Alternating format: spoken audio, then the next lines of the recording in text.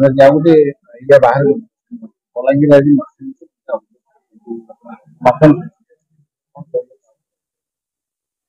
ଦେଖନ୍ତୁ ନରସିଂହ ମିଶ୍ର ଯିଏ ଅଭିଯୋଗ କରିଛନ୍ତି ଗନ୍ଧମାର୍ଦ୍ଦନରେ ଖଣି ପ୍ରକଳ୍ପ କଥାକୁ ନେଇକି ତାଙ୍କ ଭାଇ ଯୋଉମାନେ କଣ୍ଟିନେଣ୍ଟାଲ ରିସୋର୍ସେସ୍ ଲିମିଟେଡ ବୋଲି ଗୋଟେ ଇଣ୍ଟରନ୍ୟାସନାଲ କମ୍ପାନୀ ଥରେ ଆସିଥିଲା ଗନ୍ଧମାର୍ଦ୍ଦନରେ ଖଣି ଖୋଲିବା ପାଇଁ।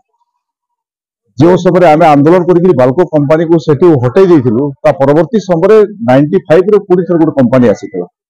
IT9 କମ୍ପାନୀ ଗଲା, 95ରେ ଜେବି ପଟ୍ଟନାୟକ ସରକାର ସମୟରେ କମ୍ପାନୀ ଆସିଲା ଏବଂ ସେ ସମୟରେ ଯଦି କିଏ ଠିକା କାମ କରୁଥିଲା ନରସିଂହ ବାବୁଙ୍କର ପରିବାର ଲୋକେ ରାସ୍ତା କାମ କରୁଥିଲେ, ସେ କମ୍ପାନୀକୁ ସହାୟତା କରୁଥିଲେ, ଆମେ ତାକୁ ବିରୋଧ କରିଥିଲୁ।